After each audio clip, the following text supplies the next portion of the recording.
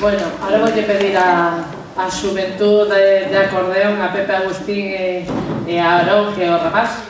que suban, porque para rematar o que é a mostra do traballo que se fai na escola, todos juntos imos a tocar o himno galego, inda que dispois os trebellos que pon aí, que é un grupo que se formou